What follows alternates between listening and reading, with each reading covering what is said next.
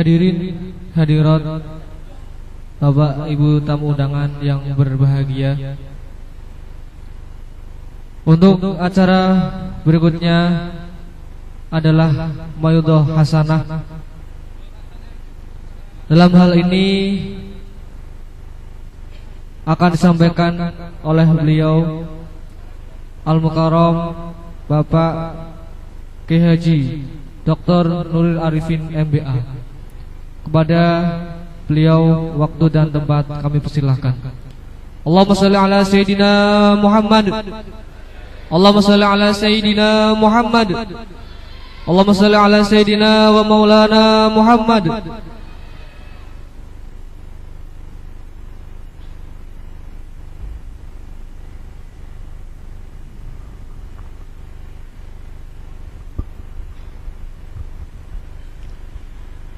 Assalamualaikum warahmatullahi wabarakatuh. Bismillah. Alhamdulillah. Allahu akbar. Aqulu ala nafsi wa ala dini wa ala ahli wa ala auladi wa ala mali wa ala ashabi wa ala adyanihim wa ala amwalihim alfa alfin. Asyhadu an la ilaha illallah wa asyhadu anna Muhammadan abduhu wa rasuluh.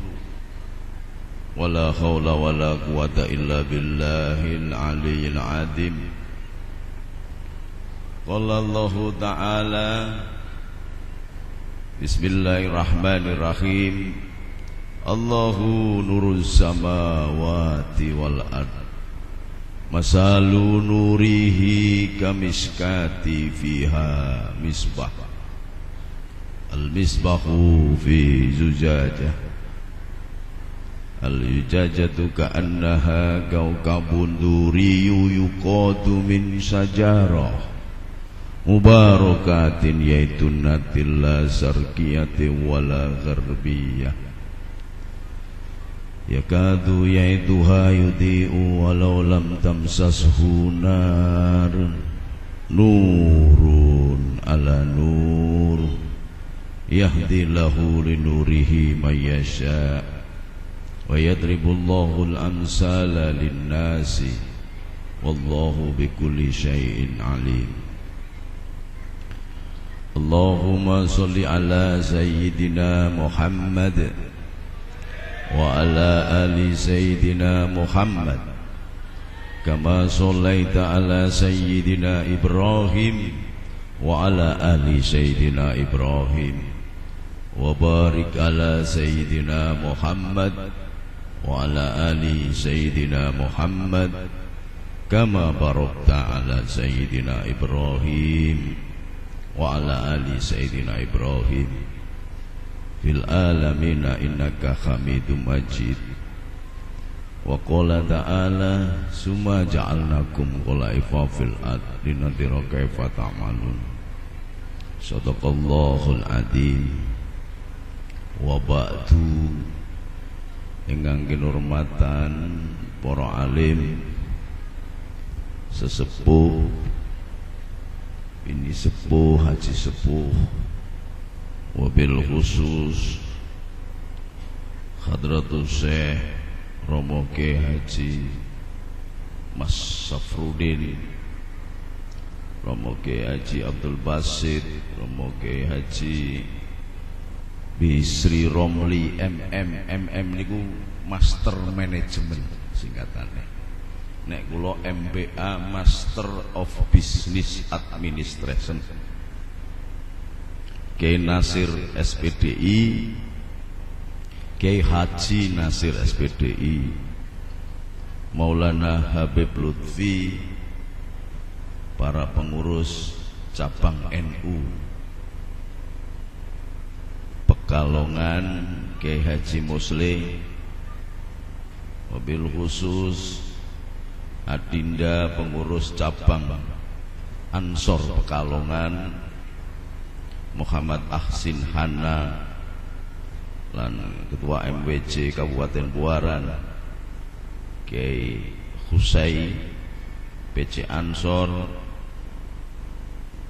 pengurus ranting NU, Fatayat, Muslimat, lan sedaya Neven Nahdlatul Ulama ingkang kawula hormati. Monggo kawula dherekaken syukur wonten ngarsane Gusti Allah. Dalu menika saged pepanggihan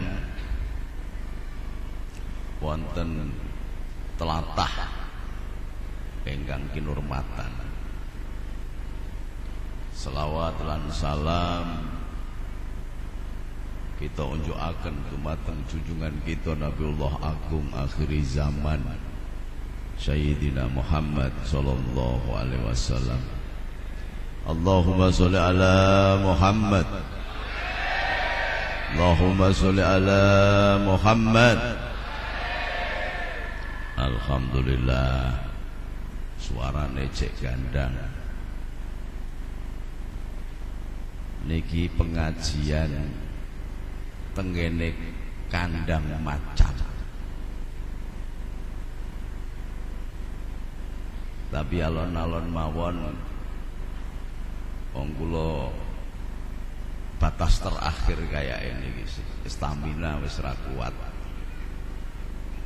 Sejak umroh bulan Maret ngantos sakniki dereng leren.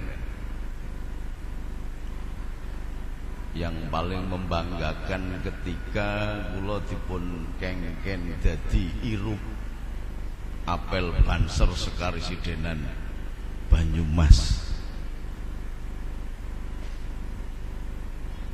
di depan 35.000 Banser. Nah, kalau berbicara Banser itu enggak ada kalahnya. Jadi nek Ansor niku cek bekas Ansor. Tapi nek Banser enggak ada bekas Banser.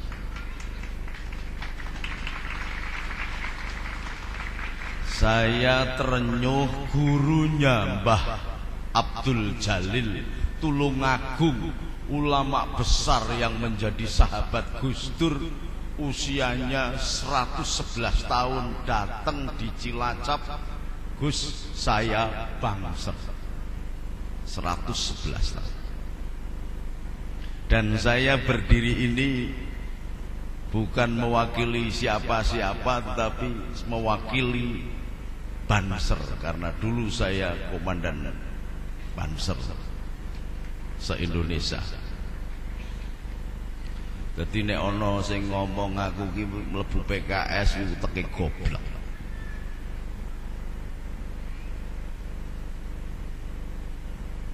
Jauh-jauh Ansor pada enggak ngerti politik,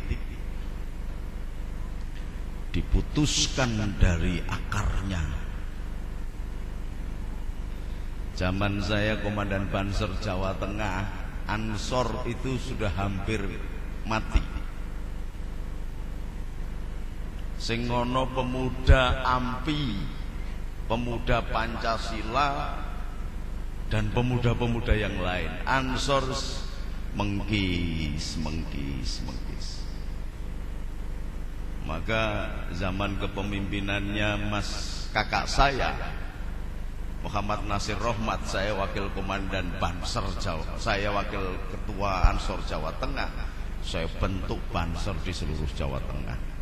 Bahkan yang menyusun program nasional Banser di Munas Watu Congol itu saya. Pada zaman pucuk pimpinannya Mas Slamet Effendi Yusuf. Jadi saya paham betul bahwa Banser itu adalah kader inti Ansor. Banser adalah kader inti Ansor yang harus menjadi inisiator, kreatif, sekaligus eksekutor, pelaksana, dan menjadi stabilisator pada waktu itu. Maka Banser pada waktu itu bisa berdiri sama tinggi dan duduk sama rendah bersama AMPI dan pemuda Pancasila. Bahkan zaman dulu pemuda Pancasila dipimpin oleh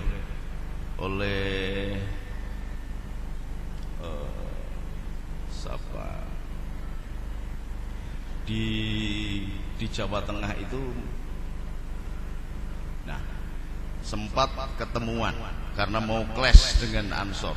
Udah sutikno Anggoro namanya. Tik, gak usah anak buahmu gelut.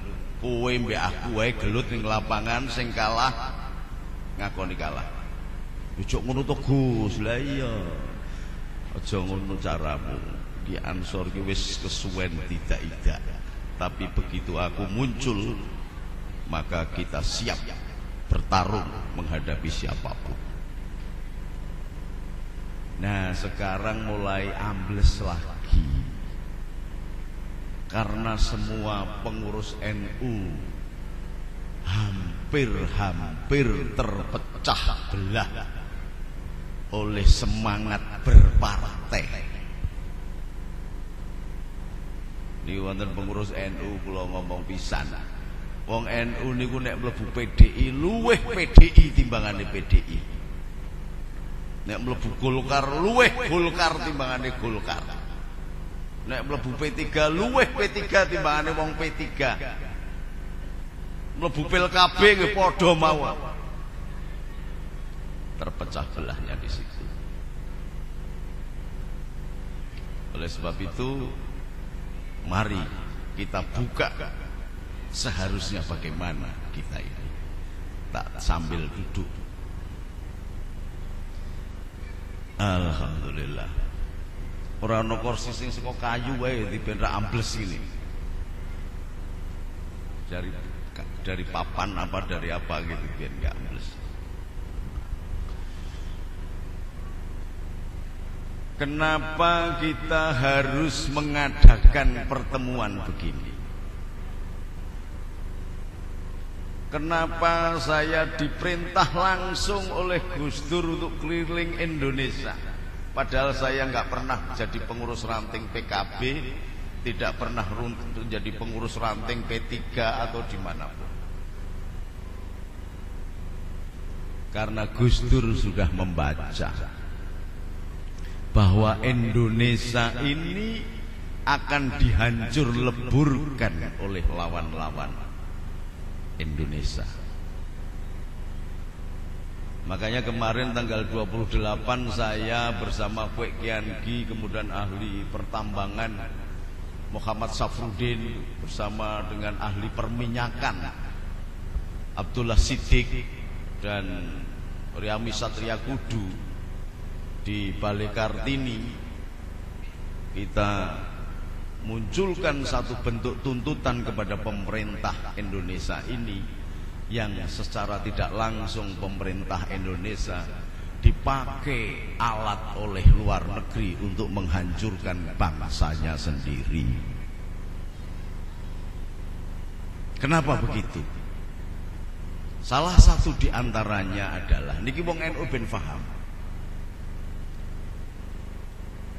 Pasal 33 ayat 1, 2, dan 3 bahwa kekayaan alam yang ada di bumi Indonesia itu adalah milik rakyat Indonesia yang dipakai oleh pemerintah, dikelola oleh pemerintah untuk sebesar-besarnya kesejahteraan bangsa Indonesia.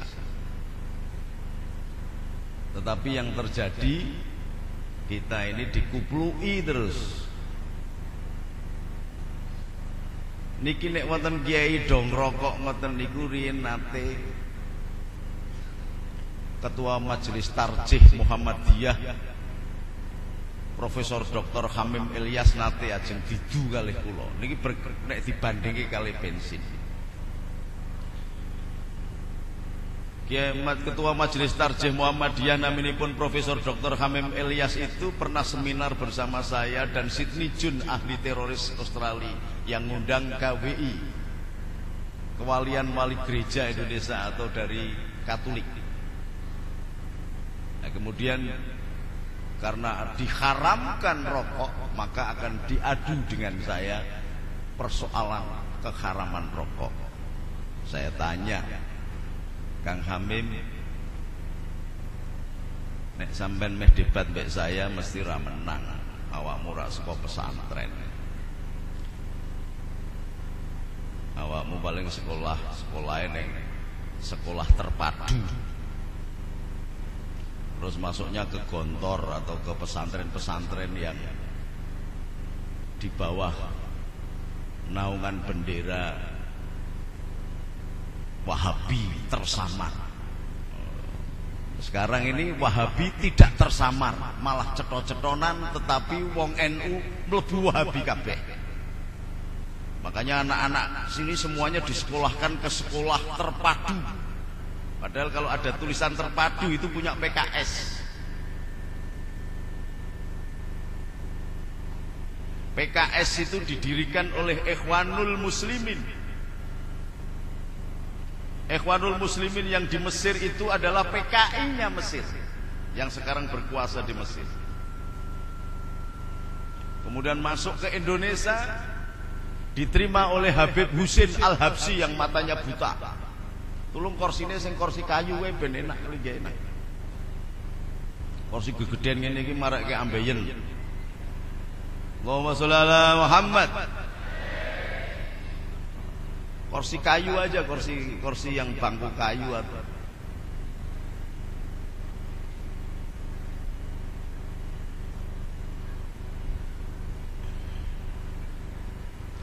wis rasa kursi wis ngene wae wis.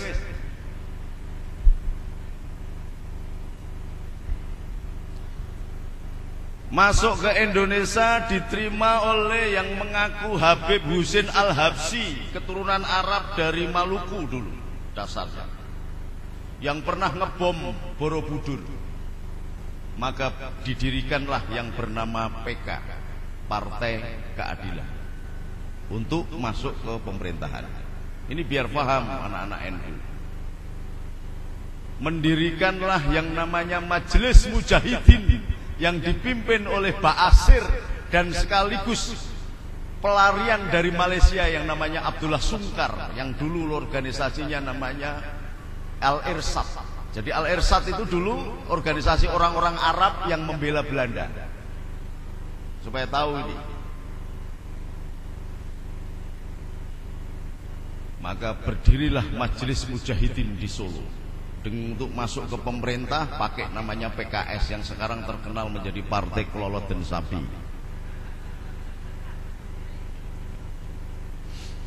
Harus cetok ini, harus ada yang berani ngomong begini. Kalau ngomong aja nggak berani, bagaimana mau berbuat?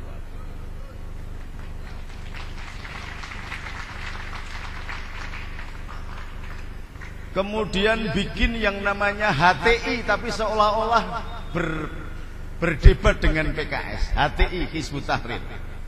Dan ini kenapa kita harus mewaspadai HTI. Kemudian bikin yang namanya FPI. Mbah Sahal jelas mengatakan di dalam majalah Tempo bahwa FPI adalah Wahabi.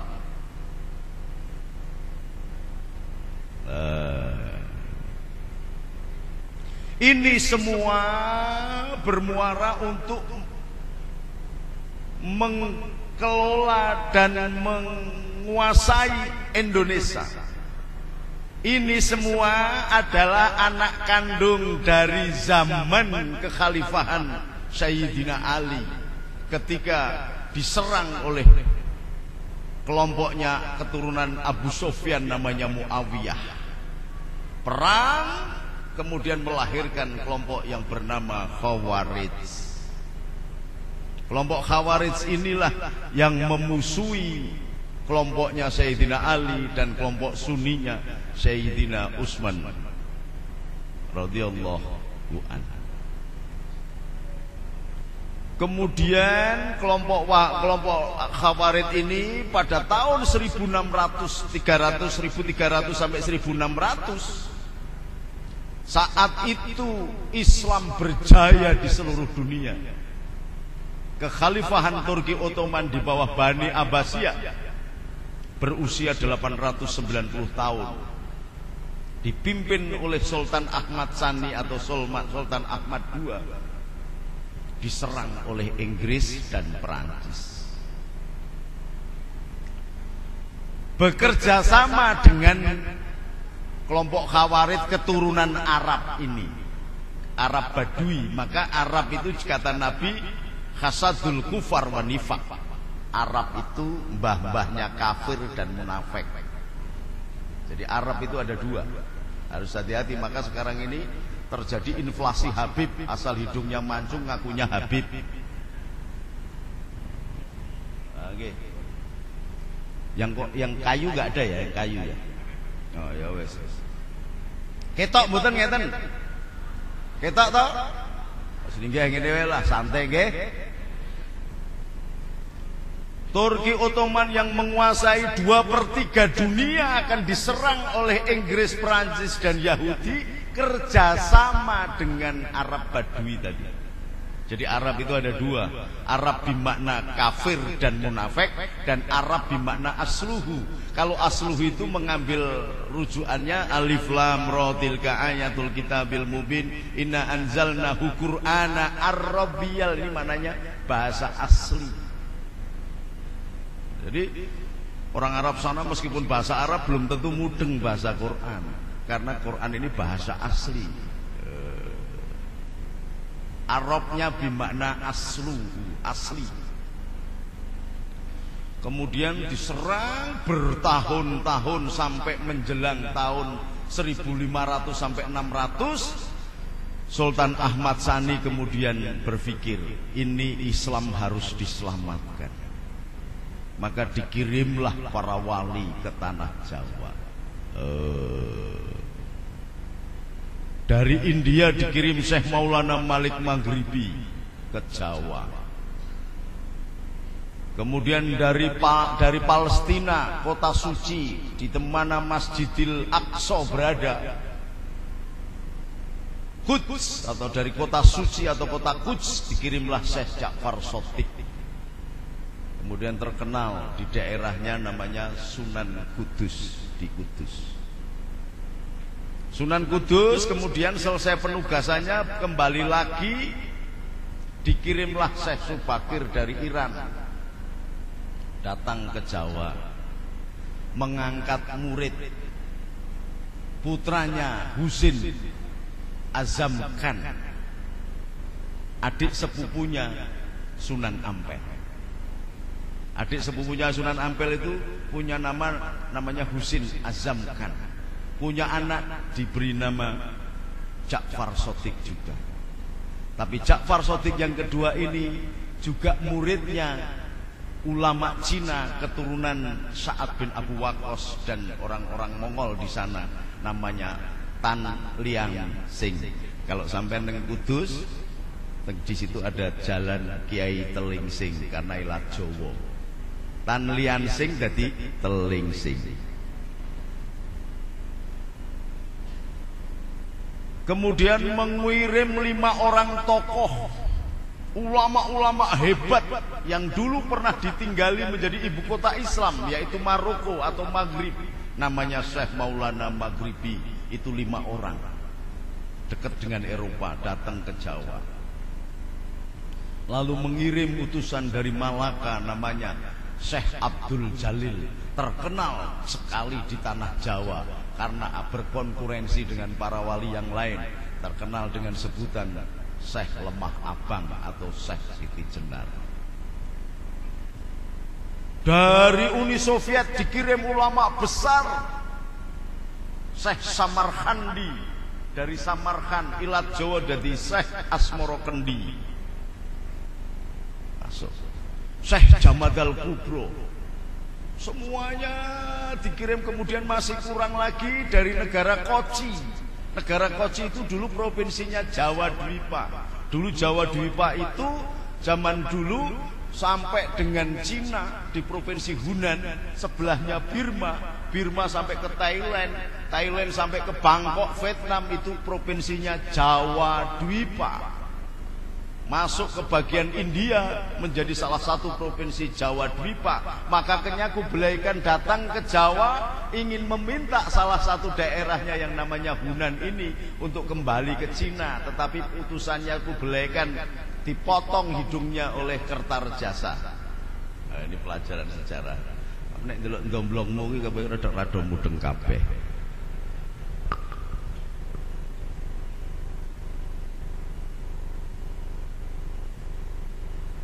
Kemudian dari Koci diutuslah bapaknya Sunan Giri bernama Syekh Maulana Iskak. Sunan Giri itu sendiri adalah blasteran antara Syekh Maulana Iskak dan putranya Brawijaya V. Brawijaya V punya putri cantik, akhirnya dinikah oleh Sunan Syekh Maulana Iskak, lahirlah Joko Samudro atau Raden Paku atau Syekh Ainul Yakin atau Sunan Giri. Nah, saya cucu yang ke-11-nya.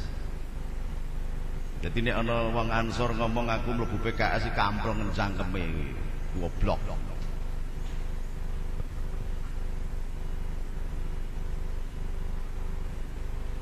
Wes. Itu gini ya ono. Ya ora apa-apa kok dikurangi amplope ya, Dul.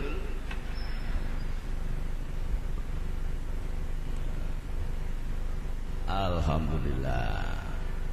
Kayu kuwi basane Arab hayun.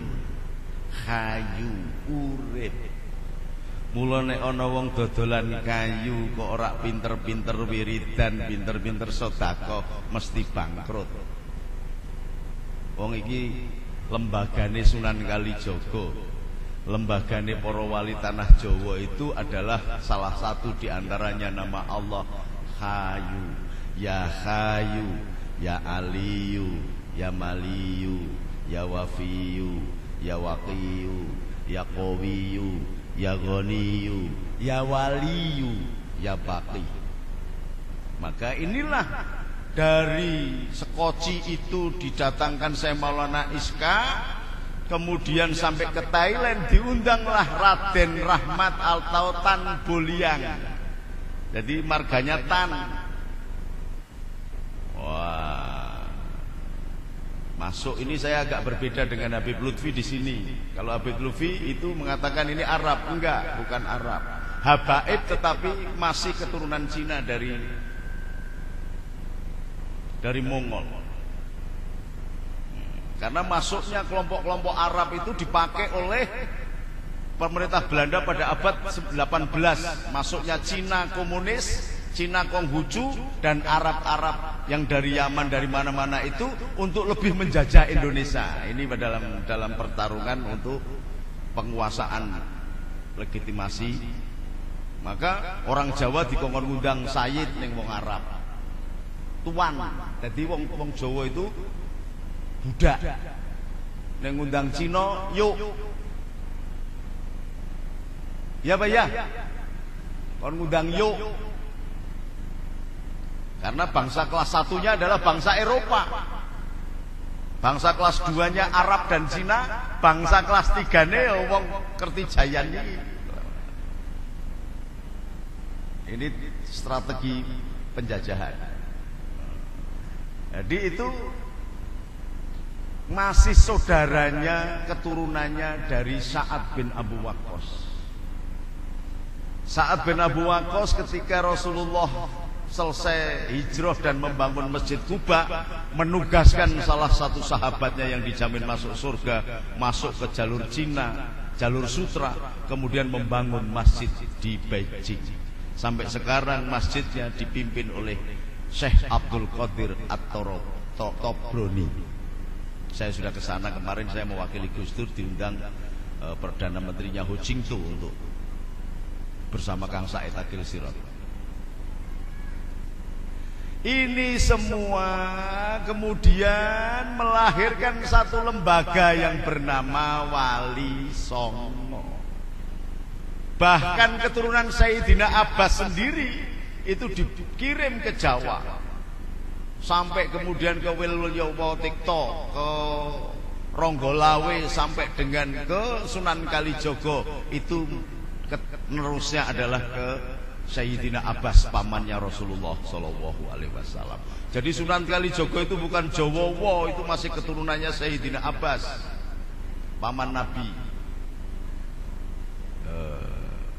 Ini semua sudah kumpul di Jawa, Wahabinya datang lagi itu dalam bentuk baru.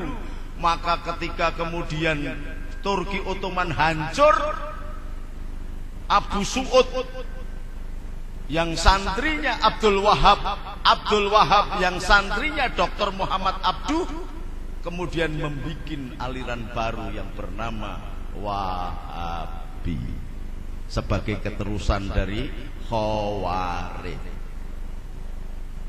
menjadi anteknya Yahudi dan Amerika. Sampai di sini paham enggak ini? Ora paham yo karepmu salah iku ora dipoco. Kok di Indonesia ada kelompok tinggalannya dulu, maka ini sesungguhnya orang Wahabi, orang-orang yang dibawa oleh orang-orang PKS ini melaksanakan dendam lama, mau menghabisi orang-orang ulama-ulama yang dulu ditugaskan ke Indonesia. Itu ceritanya. Jadi paham nggih? Mulakno anak sampean aja dimasukkan ke sekolahan terpadu. Banyak pesantren di sini. Kok mlebune sekolah terpadu? Ada enggak di sini yang masuk sekolah terpadu? Hah? Jangan. Nanti begitu lulus sampean betul ngendikane Romo Kiai tadi. Langsung misui Pak nih. Misalnya di sini aja saya lihat tadi di hotel tadi ono katok cingkrang-cingkrang segini pirang-pirang. Ngingu jenggot. Lu nek jenggotnya kandel kayak saya ra apa-apa lah. Jenggot mung 13 kok tepek kong barang dingun ning gopo. Allahumma sholli ala Muhammad. Masuk ke Indonesia tujuannya apa? Akan menghabiskan Indonesia sebagai dosa, karena dia dulu pernah menampung ulama-ulama sedunia untuk meramu Islam yang paling komplit di dunia. Oleh sebab itu sampai dengan tahun 50-an guru-guru besar Mekah Al-Mukarramah berasal dari tanah Jawa. Syekh Khatib Al-Minangkabau, Syekh Muhammad Al-Banjari Al-Jawi, Imam Nawawi Al-Bantani, semuanya dari Jawa. Bahkan mertuanya Hadratus Syekh Hasyim Asy'ari namanya Syekh Yakub adalah guru besar di Mekah Al-Mukarramah. Karena apa? Di sini paling komplit. Dendam kemudian setelah berkuasa lagi, dendam masuklah ke sini untuk bisa berkiprah merebut kemerdekaan, merebut pemerintahan, bikin partai, bikin ormas, bikin. Tetapi sekarang wong NU bingung, wong PKB bingung, wong P3 bingung, tentarane bingung, polisine bingung, pemerintah bingung. Bansere tok iki sing lugu tapi kendel iki durung ngerti iki meh digawa ning ndi. Apa tetep njaga nganten atau njaga sunatan, apa kembali menjadi Subhanun Waton? Karena dulu Banser bernama Subhanun Waton, patriot bangsa. Dan NU dulu tidak bernama NU. Awal pendirian NU bernama Nahdlatul Waton, kebangkitan bangsa. Oke, Wahab Hasbullah kemudian berpikir kalau cuma bangsa yang dibangkitkan tidak kuat ekonominya, maka akan hancur, karena minal fuqara kadal kufro. Kefakiran itu pintu gerbang kekafiran. Maka dibangunlah yang namanya Nahdlatul Tujar. Gabungan pilar-pilar Nahdlatul Tujar, Nahdlatul Waton, Subhanun Waton ini berdirilah Nahdlatul Ulama. Tahun 30-an, tahun 33 kemudian membikin muktamar yang menggarisbawahi bahwa negara, konsep final warga NU adalah negara kesatuan Republik Indonesia. Tahun 30, muktamar di Banjarmasin, belum ada kemerdekaan. Jadi Nahdlatul Ulama adalah pemilik negeri ini dan yang membangun bangsa ini membangun negara ini. Maka musuhnya Wahabi bukan pemerintah Negara Kesatuan Republik Indonesia, tetapi yang membangun negara Republik Indonesia bernama Nahdlatul Ulama. Ingat itu. Maka ketika sekutu masuk lagi ditumpangi oleh nikah, bukan tentara, bukan polisi yang berdiri di depan, tetapi Nahdlatul Ulama Hadratus Syekh Hasyim Asy'ari menugaskan seorang ulama pemberani yang pendekar yang luar biasa, namanya Kiai Abbas Buntet Cirebon, menjadi panglima. Luar biasa. Kemudian disiarkan oleh Bung Tomo di radio, merdeka, merdeka, merdeka. Itu Bung Tomo. Bung Tomo itu bengak-bengok tok, tetapi yang perang adalah Kiai Abbas Buntet bersama banser-banser pada waktu itu, yang dikenal dengan sebutan tentara Tuhan, Hizbul Wathan, Hizbullah Fisabilillah, itu namanya tentaranya. Pasukan Allah dan pasukan yang ada di jalan Allah. Oh, ini harus paham ini. Jadi kalau sekarang ada orang NU mau dituntut oleh Asukino, ketua MTA, harusnya dari Kejayaan ini nulis surat ke Departemen Penerangan. Ada radio yang namanya MTA di Jakarta, namanya Roja, setiap hari mengkafir-kafirkan orang NU. Tetapi kenapa sampean diem saja, koyok umplok? Coba dipikir. Kenapa? Kenapa nggak ada yang nulis surat?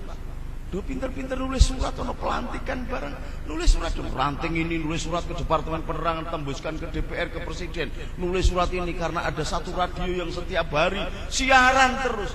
Rakyat menunggu kalian berbuat. Kalianlah pemimpin. Summa ja'alnakum khalaifa fil ardi nadhira kaifa ta'malun. Sudah dijadikan pemimpin kalian ini di muka bumi untuk mensejahterakan orang yang engkau pimpin.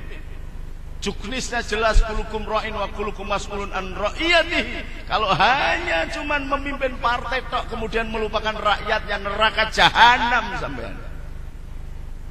Kali-sekali ngaji tak pisui sampean, ora mung swarga tok ae.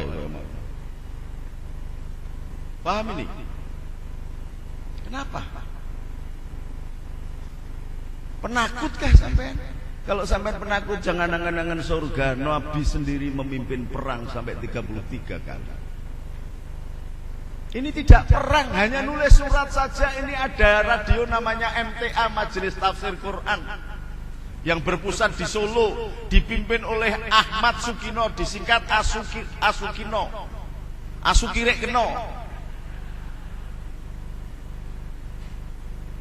Mengkafir-kafirkan dan membuat lembaga pemberantas selawat dan tahlil. Orang gak gendeng ini. Kenapa kita diam? Karena orang NU-nya sendiri, karena anak-anak sahabat-sahabat Ansor sendiri sibuk di partai politik saja. Sampai kemudian sudah jelas digawe ke partai oleh Gus Dur, pecitatan ndak karu-karuan.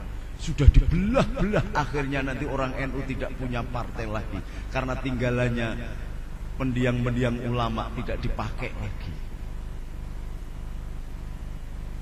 Kalau ini sampai nanti PKB atau P3 bubar, maka orang NU akan menjadi gelandangan partai lagi.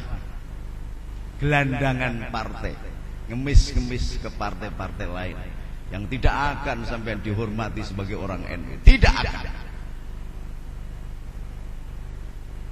Oleh sebab itu, sejelek apapun pemimpinnya PKB, sampean harus jaga keselamatan. Ini pesan khusus saya, bukan pengurus PKB, tetapi saya pesan. Titen-titenan, bener apa enggak? Kalau saya salah, nanti kalau saya mati kencingin kuburan saya. Sengaja ini memang dihancur leburkan.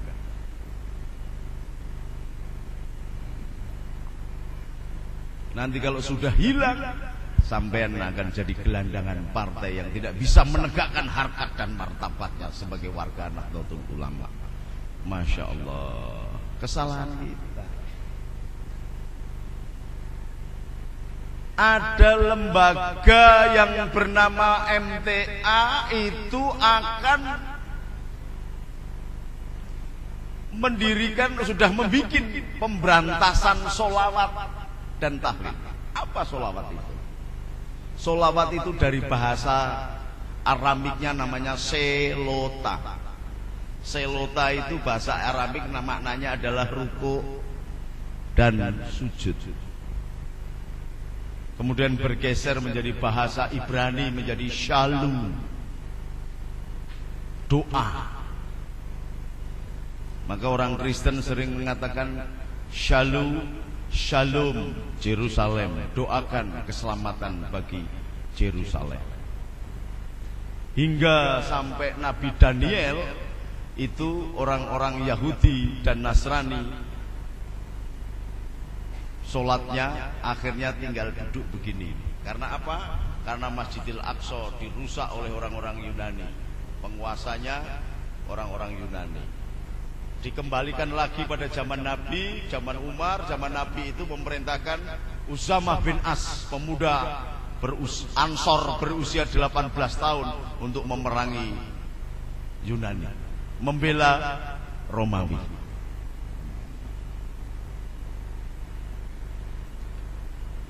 Dari selota itu menjadi shalu, kemudian berbahasa Arab menjadi sholat.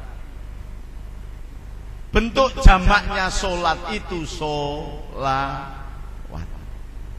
Jadi kalau ada orang lembaga mendirikan organisasi pemberantasan sholawat, maka sesungguhnya itu PKI. Berani gak Banser ini ngatasi? Alah, mung rong lertok ngono nganggo seragam ganteng-ganteng. Wani apa ora? Gitu. Kalau perlu saya turun lagi ke lapangan. Bukan hanya pada zaman Gus Dur saya bikin pasukan berani mati. Kalau perlu untuk mengembalikan harkat martabat para alim ulama yang dikafir-kafirkan sakarepe dhewe itu. Ini panggilan jihad. Wong NU iso nesu. Bisa marah. Dan spektakuler kalau orang NU marah. Yang namanya tentara sekutu yang bisa mengalahkan Jerman, mengalahkan Itali, mengalahkan Inggris. Jenderalnya mati di tangan ulama bernama Kiai Abbas Buntet. Dia pemenang perang dunia, dikalahkan oleh Kiai Sarungan yang bernama Kiai Abbas Buntet. Sholawat itu. Jadi harus paham alurnya. Kenapa kita nggak berbuat apa-apa? Karena selama ini kita bingung harus berbuat apa. Yang kedua, dia akan memberantas tahlil. Tahlil itu apa? Kalimat la ilaha illallah, itulah tahlil. Diturunkan oleh Allah kepada Nabi Adam. Saking Nabi Adam terus ngantos 319 nabi, 319.000 nabi, ngantos terakhir dumateng Rasulullah Muhammad sallallahu alaihi wasallam adalah menegakkan li'ila kalimati la ilaha artinya nopo. Ada yang berani? Tak kasih serban kalau ada yang tahu.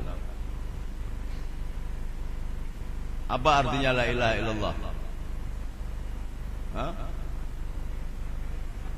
Nah, itu para kiai berarti belum mengenalkan tasawuf kepada bansernya. Kalau tiada Tuhan selain Allah, maknanya la ilaha illallah, sampean ini munafik semua. Ya, kenapa begitu Gus? La ilah, tidak ada Tuhan. Illallah, ana Gusti Allah. Kafir iman, kafir iman, kafir iman, munafik. maknanya la maujuda illallah. Ora ana sing maujud kejaba mung Gusti Allah. Ini sekaligus koreksi. Karena apa? Pekalongan ini dianggap sebagai sumbernya segala sumber agama Islam. La maujuda illallah. Tidak ada yang maujud kecuali Allah. Kalau sampean memaknai la ilaha illallah tidak ada Tuhan selain Allah, berbahaya. Nek jari Imam Syafi'inya berbahaya. Karena iso kafir iman ki pas narik nafas lah pedot kafir. Tapi kalau dimaknai satu rangkaian la maujuda illallah, maka tidak akan terputus iman kita. Allahumma sholli ala Muhammad. Tahlil inilah yang kemudian akan diberantas. Kalau maksudnya la maujuda illallah, dari Allah saking langit tenggene Nabi Adam sampai ke Rasulullah, dimaksudkan untuk ditegakkan sebagai kalimat pemersatu dunia dan akhirat, kok akan diberantas? Maka MTA itu adalah PKI. Wani ora sampean ngomong ngono? Wani apa ora? Wani apa ora? Wani-wani masjid isine mung kelompok-kelompok ngono, tahlil ra entuk sampai di Bekasi itu do ribut beduk kongkon ngedukke, jam dinding saja disuruh ngedunke.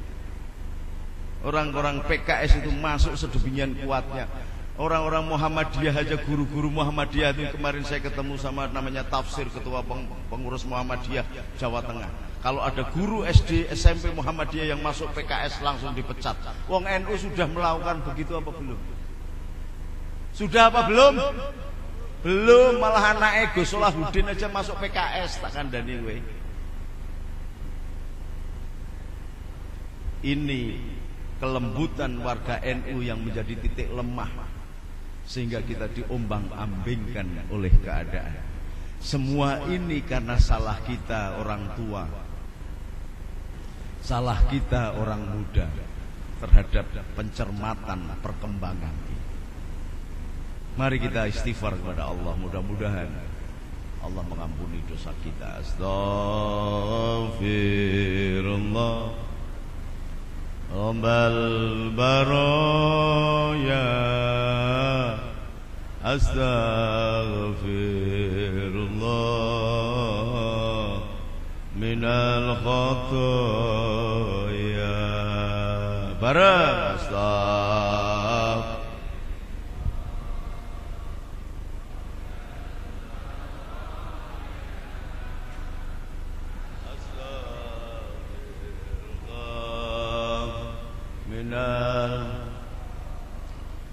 Rabbi tani ilman nafi'ah wa wafiqni amalan salihah.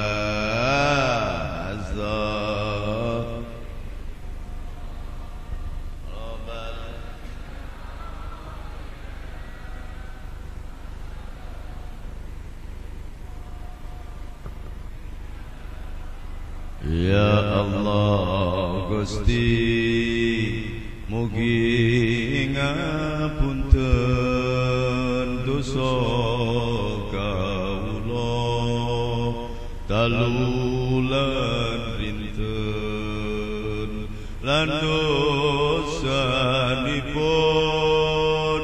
ibu lan bapa lan dosa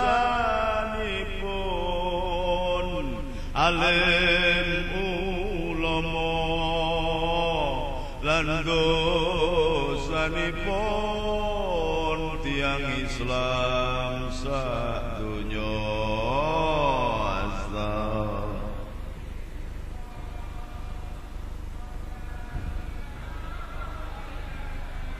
Astaghfirullah. Alhamdulillah. Bapak-bapak, ibu-ibu, Maka sudah dari hubungan sakmono akeh wis nuntut itu, kemudian Wahabi masuk ke Indonesia memburu musuh lama. Menghancurkan Indonesia harus menghancurkan Nahdlatul Ulama. Apa yang dilakukan? Sekali-sekali ngaji kebangsaan lah. Nggih. Bendo mudeng ora digathaki tok karo parpol-parpol, pemimpin-pemimpin partai sini mau ngapusi tok nek wis dadi pemimpin dadi DPR do lali kabeh. Sampai kenaikan BBM itu yang setuju naik itu dapat sogokan dari mafia minyak 20 miliar. Yang tidak setuju dapat sogokan 10 miliar. Sampean paham? Jadi dobol-dobolan itu kenaikan BBM itu. Maka kita masuk ke pengadilan. Dihancurkan Indonesia. Yang pertama yang paling aktual sekarang adalah kenaikan BBM. Kenapa kok kenaikan BBM, Gus? Tadi saya jelaskan ketika rokok tadi berdebat tadi, sampai potong dulu. Saya katakan nek rokok diharamkan karena apa? Karena ini mengandung zat aditif, Gus, yang bisa membunuh, bisa menyumbat jantung dan jantung koroner dan mati. Oke, kalau begitu penelitian menunjukkan bahwa orang yang tersumbat jantungnya dan mati sebagian besar karena memakan daging sapi yang berwarna merah. Tolong daging sapi juga diharamkan. Hamim Ilyasnya itu bingung. Terus apa boleh, Gus? Makanya jangan berdebat dengan saya sampean kalah. Saya dididik oleh Gus Dur 15 tahun khusus untuk ngalah ke sampean begitu itu.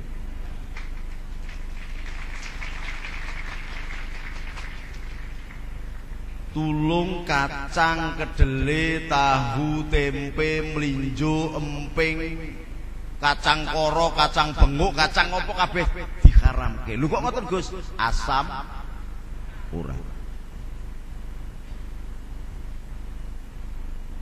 Wis ora usah nganggo ayat-ayatan nek debat mbek wong Muhammadiyah ora usah ayat-ayatan. Napa melih, Gus? Tulung gula pasir itu juga diharamkan. Karena orang ana kiai sedo utawa wafat kecuba menanggung penyakit diabetes. Mergo tamu kiyaine jagong tok ora iso ning dindi, ora bergerak ning dindi kecuali salat, tamune gonta-ganti. Siji tamu, siji kopi. Nganggo gula. Dan orang Indonesia ini kebutuhan gulanya terbesar sedunia. Kebutuhan setahun 3,5 juta ton. Lu kok ngertos, Gus, sing ngedeke asosiasi pedagang gula se-Indonesia saya. Jadi saya paham. Produksi nasional hanya 1,5 juta, direwangi impor gula 2 juta ton setahun. Mulakno wong Indonesia niku kiai-kiai ini manis-manis, ganten sakle kakean ngombe gula, tapi woro-woro pok mati. Allahumma sholli ala Muhammad. Coba sampeyan pirsani kiai-kiai NU niku kan manis-manis rupane. Tur untune mesti ompong-ompong kabeh sakle napa ndok modot-modot dhewe mergo kenging gula terus. Tulung gula nggih diharamke. Lah terus nek ngoten sing halal napa Gus? Suket. Mergo beras juga mengandung gula sangat tinggi. Wong kakean mangan sego kaya wong Pekalongan iku mesti diabetes kathah banget sing kena. Nggih napa nggih? Mangan suket sapi karo mangan sego ya iso urip. Mangan suket. Ning saya bilang gitu. Ning napa melih Gus? Ning lapangan suket kuwi diuyoi pitik, ditembeleki ayam, diuyoi wong sing mlaku, wedhus, sapi, kebu, barang sing campur najis haram. Lha mangan apa, Gus? Wis makaremu mangan apa Gus? Ora sing haram, sing halal. Terus yang paling penting yang harus kamu jaga, Kang Profesor Dr. Hamim Ilyas, Ketua Majelis Tarjih Muhammadiyah se-Indonesia. Awakmu dibayari Amerika 3,5 miliar wae kok meh mengharamkan mbako karo rokok kuwi karepe piye? Wong pemerintah Indonesia kuwi majeki rokok sampai setahune 375 triliun. Kok kowe mung dibayar 3,5 miliar terus wani ngafir, wani ngaramno rokok kuwi kepiye? Ini bukan main-main, ini ada efek dunia dan akhirat. Loh, dunia akhirat napa Gus? Iya, kayak As'ad Samsul Arifin, Rois Suriah NU dulu itu, kayak Ahmad Siddiq itu nek diambung tangannya sampai salaman mbek Kiai As'ad ambune asbak. Mbah Muhaiminan Gunardo putune Kiai Parak bambu runcing kuwi saben dina dodolan mbak. Padahal sering ketemu karo Mas Bisri neng Mekah umroh yo haji, padahal ono ayate al haju mabruro laisal jaya ilal jan. Nah, haji sing mabrur kuwi ora ana ganjaran liya kejaba mung surga. Lah wis disiapi surga karo Gusti Allah karo malaikate kok mbako sampean haramke. Mbah As'ad ora sida entuk swarga medun mengisor gulumu ditek.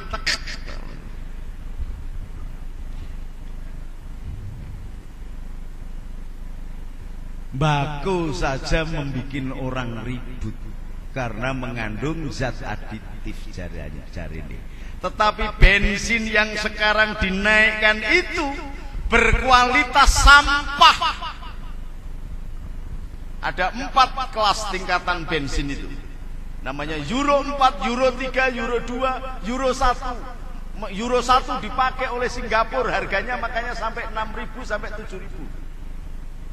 Indonesia di bawah Euro 1 sampah.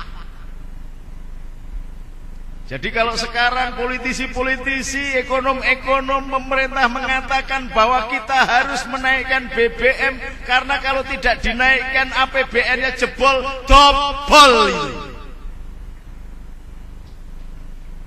Rasa tepuk tangan, yang loro ada tepuk tangan.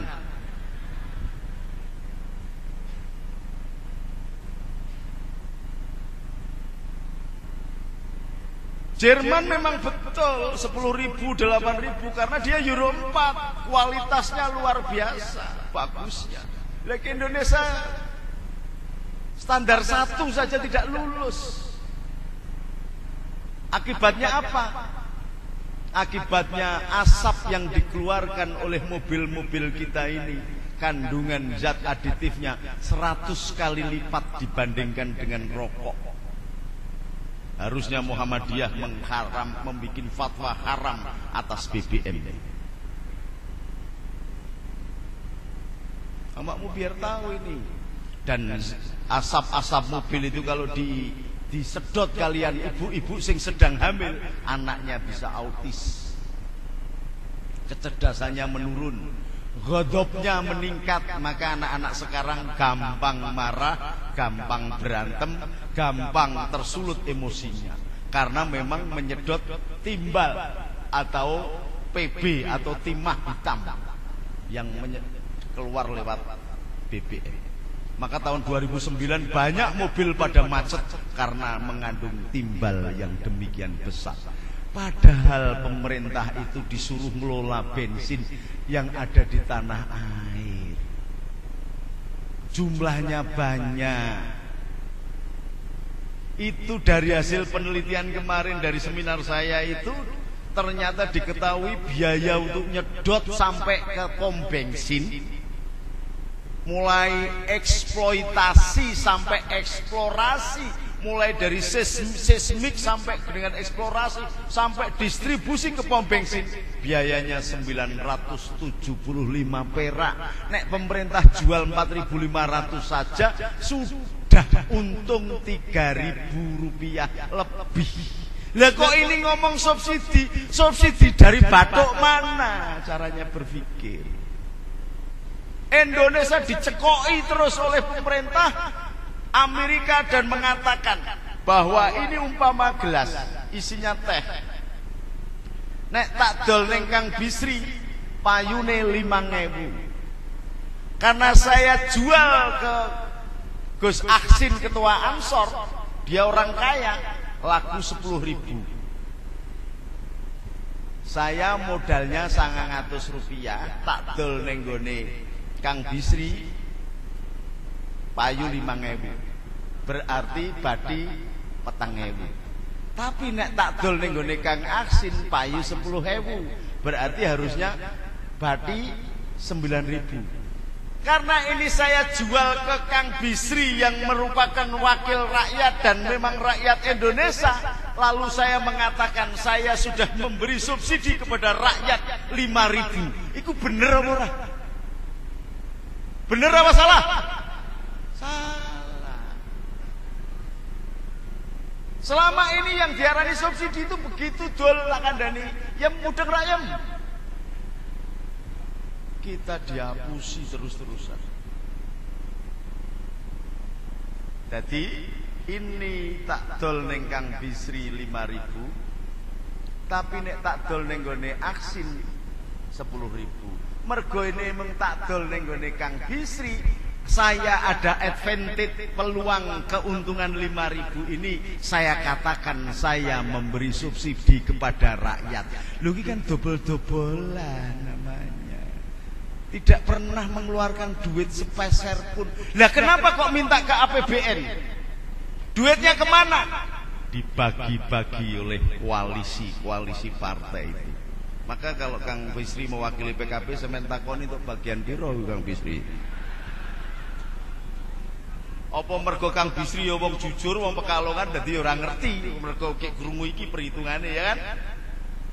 Masya Allah. Maka kalau ini bisa, udah ini orang-orang tua macam saya lah, yang sudah tidak terdengar di udara lah, menuntut ke pengadilan, memberikan pendidikan supaya ini dibuka transparansi dan transparansi informasi, biar rakyat tahu gitu loh. Maka sampai sekarang pemerintah itu tanpa menaikkan saja masih ada selisih 94 triliun.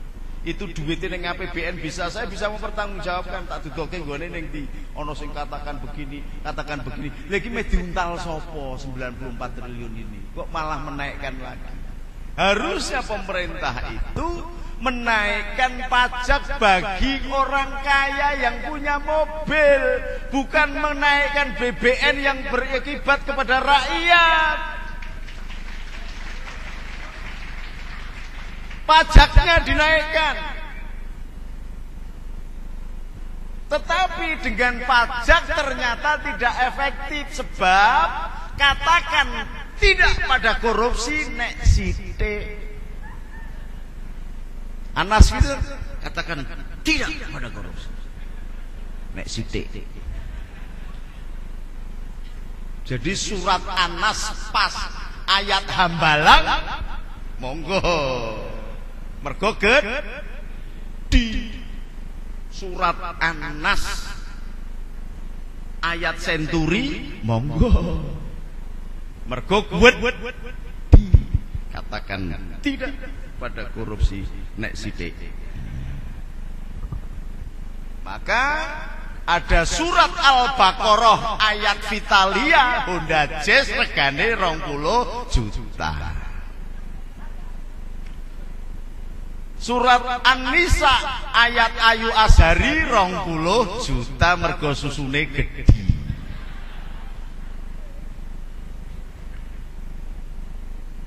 Jadi PKS nganggo surat Al-Baqarah karo surat An-Nisa. Demokrat nganggo surat Anas ayat hambalang. Golkar sak Quran-Qurane dikorupsi, anak bapak Quran padahal ngaku Habib.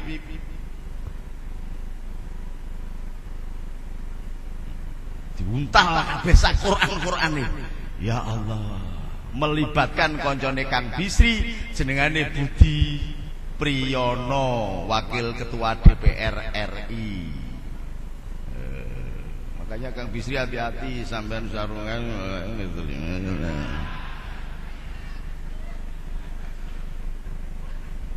Allahumma sholli ala Muhammad.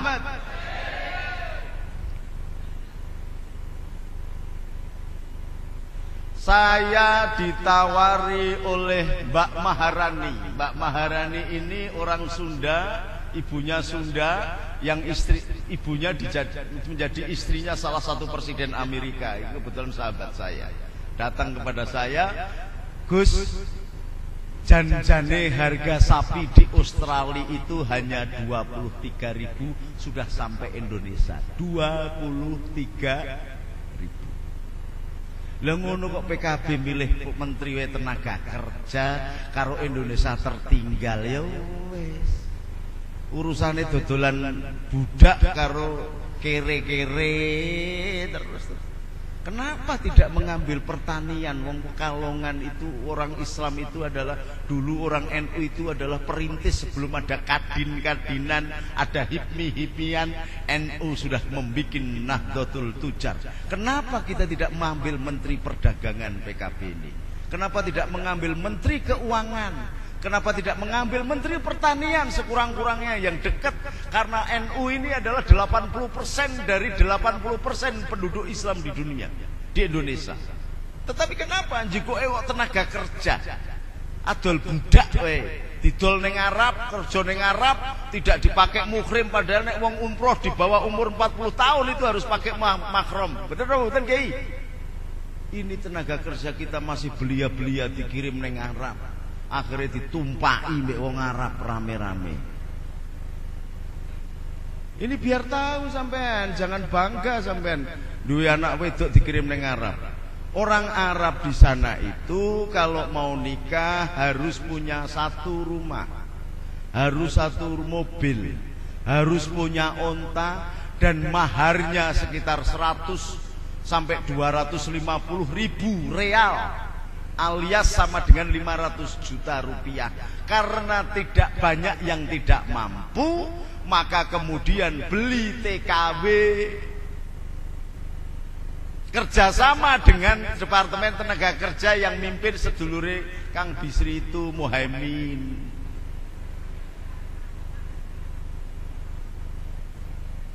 Didol ke sana karena sak rumah itu di sana ana wong tuwa bojone wis mati duda, adine urung iso kawin, anake urung iso kawin, njikuk wong wedok saka ndi iki jenenge iki Kertijayan gawa rono Salome satu lubang rame. Maka di samping dapat devisa berupa dolar juga dapat anak keturunan Arab. Ya Pak ya. Astaghfirullah Rabbal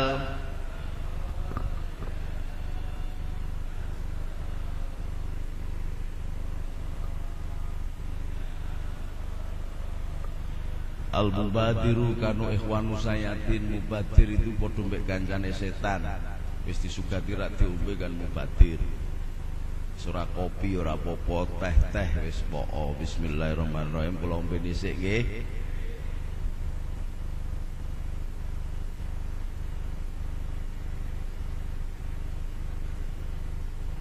Sunah Nabi nek bar nek ngombe disugati wong niku sepertiga saja atau setengah. Aja dientekke. Itu sunah Nabi. Mergo aku disugati sak siji, loro, telu, tak entekke siji berarti sepertiga.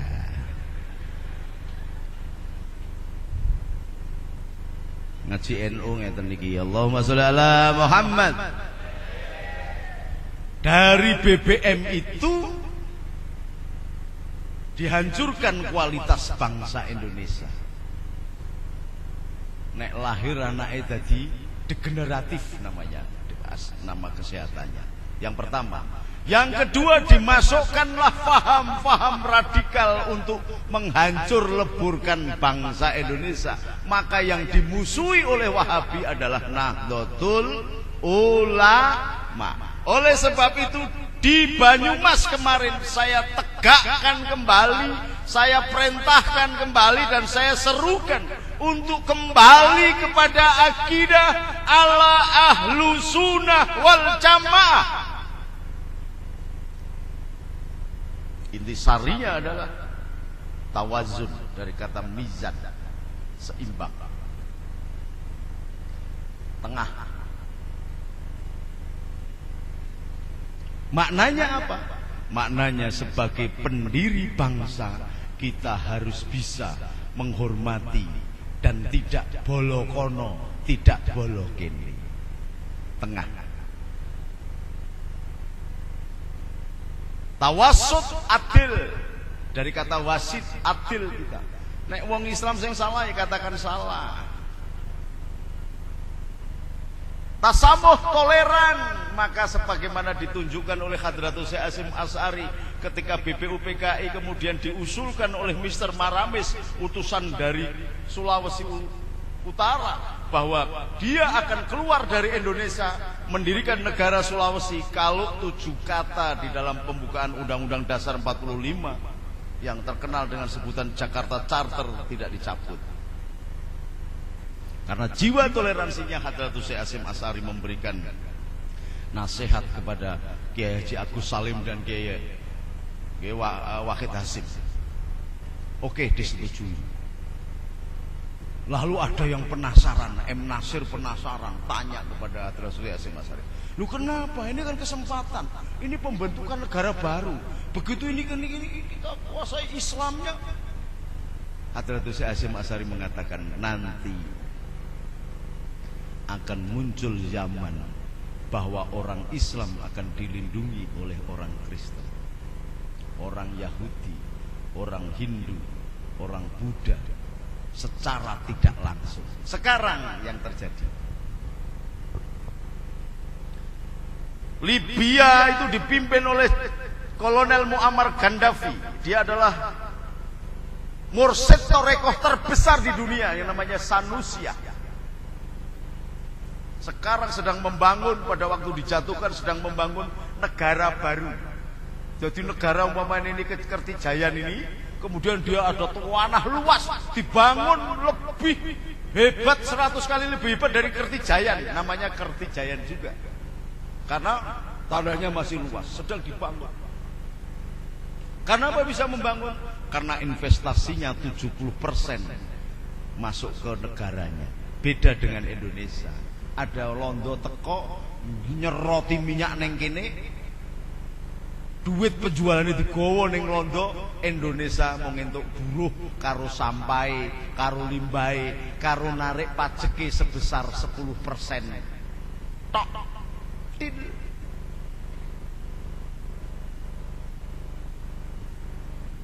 Libya 70% kembali ke negara, investor 30%. Kenapa sana bisa, sini tidak bisa? Karena sampean milih presiden salah. Leda-lede, sentelap-sentelup, plolar-plolor. Bagaimana?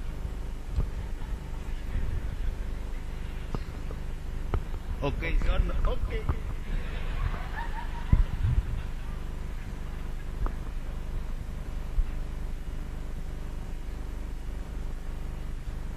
Memimpin itu harusnya merujuk kepada akhirnya surat Tobat. Laqad ja'akum rasulun min anfusikum azizun 'alaihi ma anittum harisun 'alaikum bil mu'minina raufur rahim. Tidak hanya prihatin tok. Pak SBY bagaimana ini masjid? Kemasukan lumpur. Iya, saya prihatin. Pabriknya habis, pada kemasukan kami nggak bisa bekerja, rumah kami habis, ada gas beracun. Iya, saya prihatin itu. Karena apa? Sing nglakoni begitu Abu Rijal Bak. Abu Rijal itu siapa? Dia adalah direkturnya Pak SBY. Jadi sing sugih itu Pak SBY, bukan Abu Rijal. Kenapa? Setiap seorang presiden dalam transaksi minyak, baik dengan G2G atau dengan maklar, dapat komisi 2 sen dolar. Nek dolare 10.000 berarti dapat 200 perak. Kebutuhan BBM di Indonesia 2 juta barel sehari. 1 barel 425 liter kali 2 juta kali 200 perak, duitnya piro iki Pak SBY? Mulane sampai mripate bendul-bendul kabotan duit. Ngono kuwi yo DPR ki ora ngerti, nek ngaku ngerti yo anak buah Gus Dur.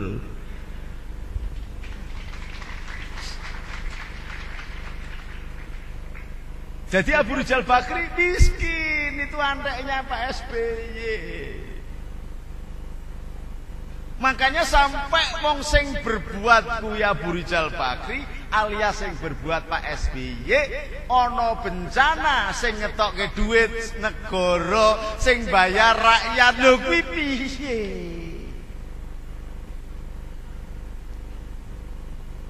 Rada paham to? Banser-banser iki pokoke anggere ana sunatan tok do Joko gagah-gagah. Makane kadang-kadang ngundang kiai sing ngene kuwi. Ki Ansor kuwi engko diundangi anak cabang ning njaluk fasilitas Kang Bisri.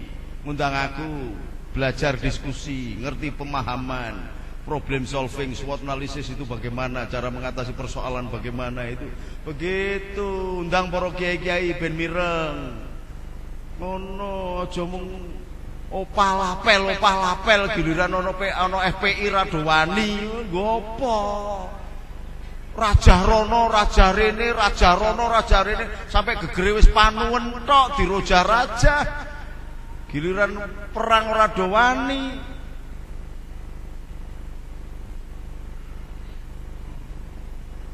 Iki salah panitia kok ngundang aku. Wis ngerti nek macan kok diundang, kletaki jiji to. Melakno ana pengurus Ansor sing ora seneng aku diundang teko rene to. Ya ora?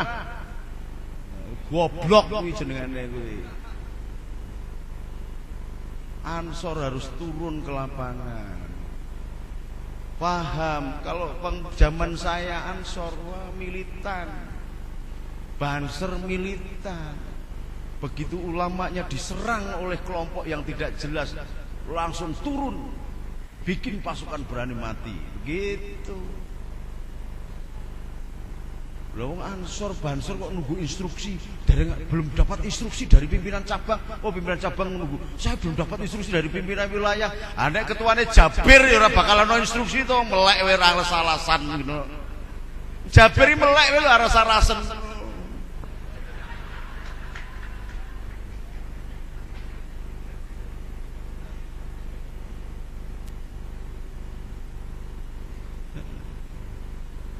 Undang, jadi cerdas gitu loh. Ngisin-ngisini ngaku anak buah Gus Dur, santri ini Gus Dur geblek kabeh. Cara berpikirnya Gus Dur itu luar biasa. Cerdas, manteknya mateng. Dianggap malah kebacut. Salah sampean, mandang Gus Dur wis sedo ngene, sampean gek gelo, wingi ra gelem belani. Sekarang sudah sedo begini, malaikatnya bingung. Sampai saiki malaikat durung iso nakoni. Loh saya datang sama istri saya jam 3 malam ada. Jam 1 malam ada tamu. Jam 12 apalagi pagi. Malaikatnya sampai jengkel, Gusti kula apusan, hapus. Ganti malaikat sing saka Kerjayan, Kertijayan. Tetep wae ora ketsono nakoni Gus Dur. Apa meneh kok metakon wong lemah iki lho meh dicekel, meh didak meh malaikat dikeruk karo Cina. Keruk nggo napa kok? Nggo jimat iki Gusti Allah ngejawantah Gus Dur iki. Malah digawe patung ning nggone Vihara Buddha dadi dewa Gus Dur. Allahumma sholli ala Muhammad.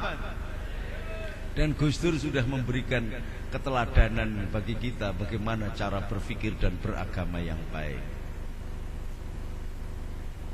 Allahul Kafi Rabbunal Kafi Qasadnal Kafi Wajadnal Kafi Likuli Kafi Kafa al-kafi wa ni'mal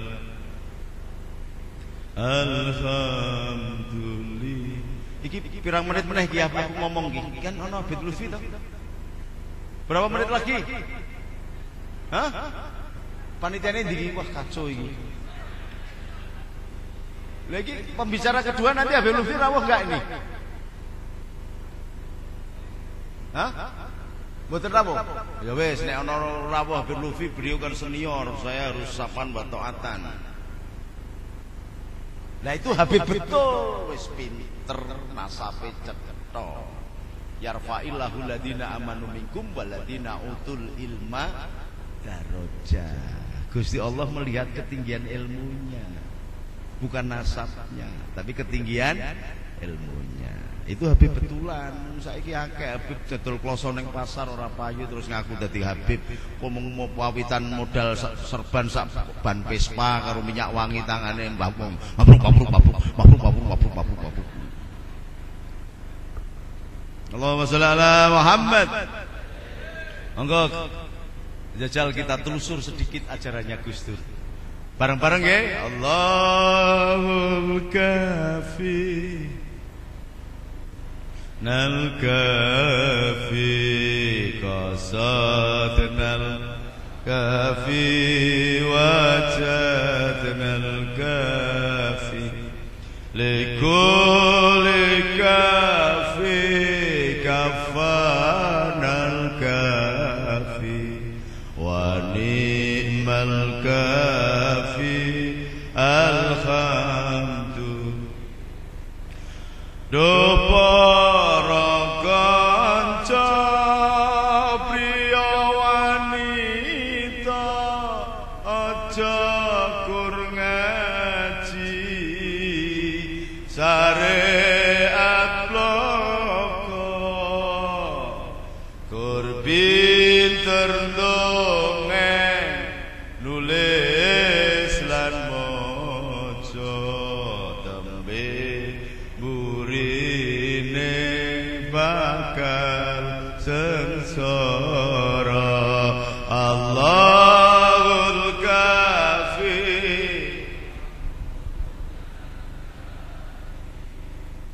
sadnal kafi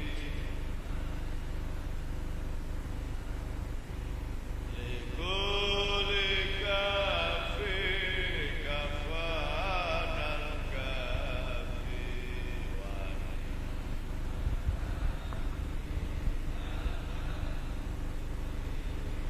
akeh kang apal Quran hadis seneng ngafirke marang liyane kafir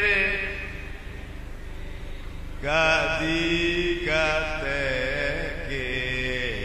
isih kotor. Ngaji iki nek mung syariat loko kaya wong-wong PKS ngono kuwi apa LDII utawa Salafi sekarang muncul ada kelompok namanya Aswaja, ada kelompok Salafi sing matane kaya ninja-ninja gitu. Repot. Kalau kemarin saya ngaji ning Meranggen sebelah Kiai Muslim. Itu bid'ah itu. Pokoknya harus Quran dan hadis. Yang di luar itu bid'ah, kafir. Tak omong itu lala itu rumahnya saya ngaji di sini jalan besar sana itu rumahnya dokter. Saya bilang, dokter kok gobloknya setengah mati. Cara berpikir kok begitu. Kalau tidak Quran dan hadis namanya bid'ah. Lho kowe iki ngerti apa ora zaman Nabi iki Quran durung ditulis. Jadi maca Quran kuwi nek menurut definisimu bahwa sesuatu yang tidak dilakukan oleh Nabi itu bid'ah. Kullu bid'ah adalah dolalah, kullu dolalah adalah finar. Berarti gundul muapek kuwi yang melakukan bid'ah mergo zaman Nabi Quran durung ditulis. Dadi nek ana wong maca Quran ya bid. Zaman Sayyidina Utsman nek sampean mengke umroh lewat Qatar. Di situ ada Quran zamannya Sayyidina Utsman atau Mushaf Utsmani. Itu Quranipun mboten nonton titik-titik bak, ora ana titik ngisore, tak ora ana titik loro dhuwure, tak ora ana ning sampai shin ora ana titik dhuwur. Za ora ana, dzal ora ana, dhot ora ana, qaf ora ana. Titik. Jawi nek maca ngono iki piye? Kembali kepada Quran dan hadis. Hadis ora ono tulisane ngono. Quran, hadis dan sunah sahabat Sayyidina Utsman durung ono titik-titike. Piye? Maca ki apa tok apa? Dadi wong-wong PKS ngene iki sok kaya iya padahal nek diyai luput. Ora mudeng.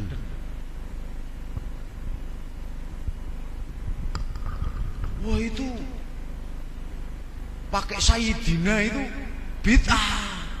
Rasulullah enggak pakai Sayyidina. Ya jelas to Dul. Mosok kowe kok aku ngomong saudara-saudara terhormat, Bapak Nuril Arifin mau pidato gitu. Enggak bakal nyebutkan bapak kan pada diri sendiri. Kuwi yang gila hormat, misalnya ono wong Arab keturunane koyo Pak Arab. Ini Habib mau minta minum, iki goblok jenengane. Enggak usah dipakai namanya Habib atau namanya kiai. Apalagi Rasulullah itu akhlakul khuluq, akhlaknya tinggi sekali. Dia tidak gila hormat. Tidak mungkin mengajarkan Sayyidina kepada sahabatnya. Tapi mu pantes sih muruae awake dhewe sing hormat. Mosok ketemu karo Kang Bisri sekurang-kurangnya kan sepuh dia dibanding banser-banser. Kalau tidak mau menyebut Pak Kiai, paling tidak menghormat sebagai senior Ansor. Beliau ini senior Ansor. Tepuk tangan siji tok sing ngerti mung siji tok to. Iya, ini kelemahannya Ansor itu tidak mau menghubungi senior-seniornya. Beda karo HMI. HMI itu semua orang berhubungan terus sampai Mahfud MD berhubungan terus di HMI. Karena apa? Mahfud MD dulu HMI. Maka dari HMI Mahfud MD diangkat sebagai pengurus Muhammadiyah Jogja.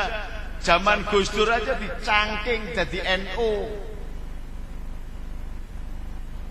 Tapi hubungannya dengan HMI masih Ansor. Ono senior-senior Ansor. Lho sekurang-kurangnya nek rak gelem sowan ning nggone Kang Bisri sebagai keansorannya. Lho dekne kan duwite akeh kon bantu to. Perlune nek ngundang kiai aku saka ado-ado saka Jakarta numpak pesawat ngene iki kopine ora terlalu encer tak kandhane. Kopi wae lho nek kurang anu kentel dikek yareng ngono ben ketok anu. Kopi encer iki piye? Tak lirik terus encer lirik. Allahumma sholli ala Muhammad.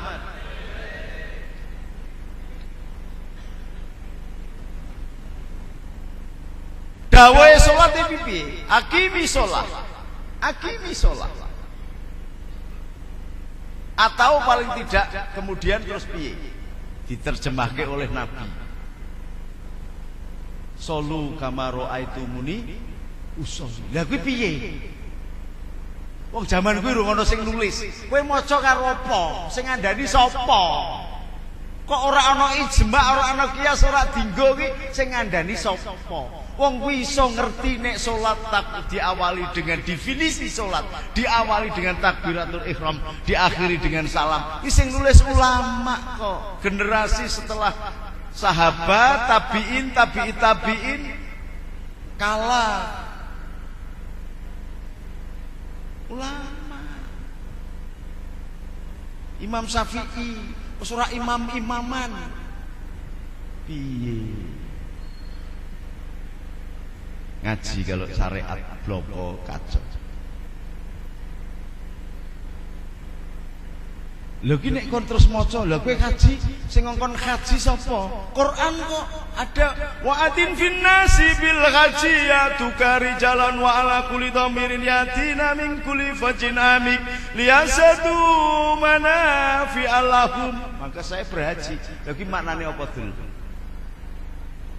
Berangkat to undang haji jamaahmu Ibrahim, mula sliramu bakal ningali wong do berbondong-bondong ning Baitullah, padha numpak unta, numpak jaran sing kuru utawa mlaku. Lah dapurmu iki lunga kaji numpak apa? Numpak motor? Kalau kowe numpak motor mabur, kamu sendiri mengatakan sesuatu yang tidak dilakoni oleh Nabi adalah bid'ah. Semua yang bid'ah adalah dolalah, yang dolalah adalah neraka. Kowe lunga kaji malah mlebu neraka mergo kowe lunga kaji numpak motor mabur. Nek mlaku dipangani wak paos tak kandhani yem. Lho ngaji begini juga bid'ah to Kiai. Wong Nabi niku mboten ngangge speaker, awake dhewe ngangge speaker.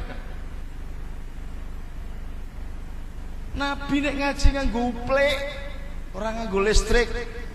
Nabi kok jajal kok ana Sayyidina Ali ngaji disorot lampu ngene bloloken tak kandhani jaman biyen rung ana lampu listrik. Aku tak tahan-tahan sampai keringetnya sak jagung-jagung iki lho. Disorot terus ket mau.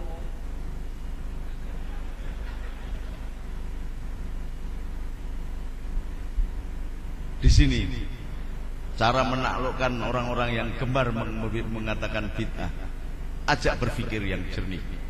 Oh, dia nggak ada apa-apanya. Loh, sing jenenge kiai-kiai ini yang hadir semua ini, termasuk sak banser-banseri sing wis do rabi, itu rabimu aja bid'ah Pak Yai kula aturi jenengan. Loh, saya sering jenengan nikah niku bid'ah. Rasul niku garwane wong Arab sampean garwane wong Jawa.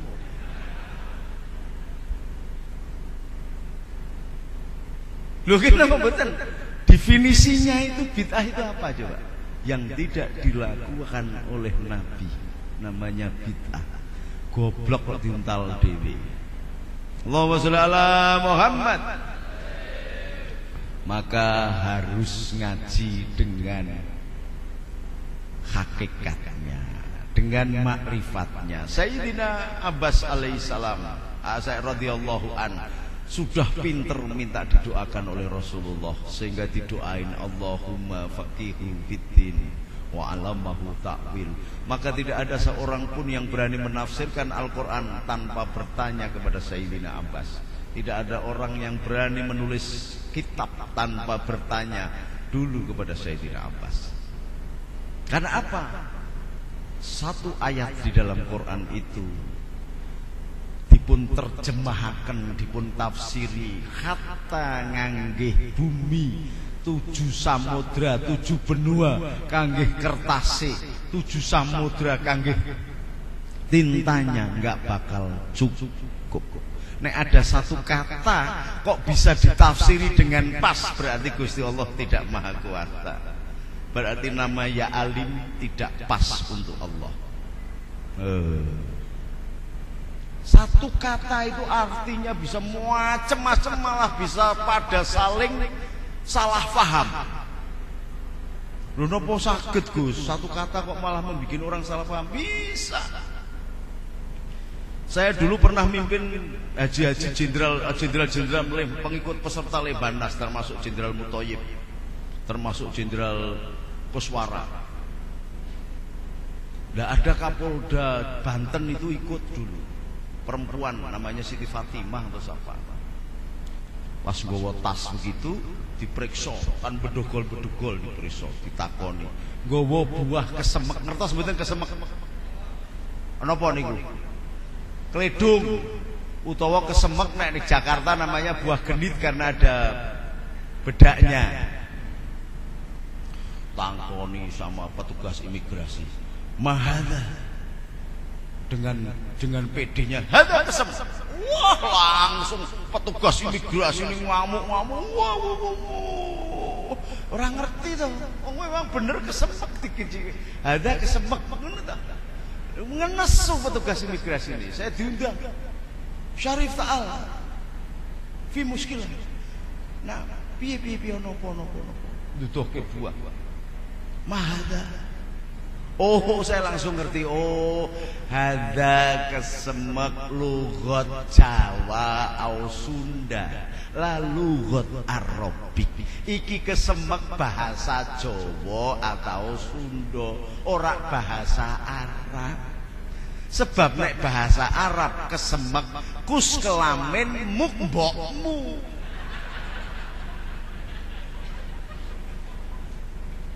Mahada tempe mbokmu ya nesu mesti.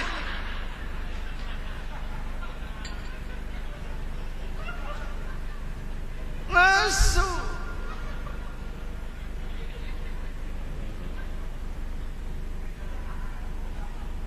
Sampai nek teng Jakarta atau mriki numpang lewat bahasa Indonesia, wah sopan Banser, Ibnu Fatayat, Ansor, sopan didikane Mbah Bisri. Nek pas wayah kampanye tok tapi ditiliki.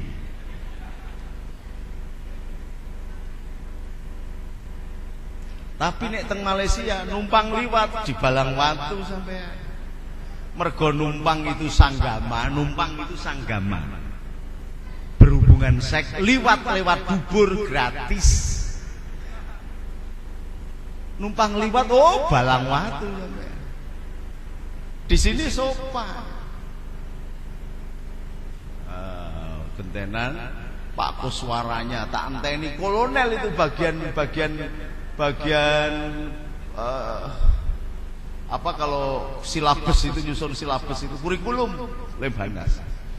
Ki Pak Kuswarane ndi tak goleki bengok-bengok Gus. Tibake dienggo dolanan karo petugas imigrasi Genten. Gegere kon buka, kon modeste, wetenge kon buka. Ngono mergo apa? Maismu Kuswara. Lah aku ditakoni, begitu teko ngono langsung tak sentak ta'adzub ya akhi. Hada askari fil Indonesia. Hada jenderal.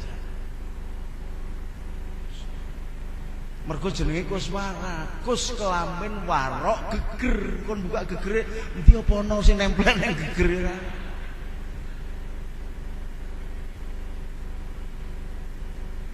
Satu bahasa bisa ditafsirkan macam-macam.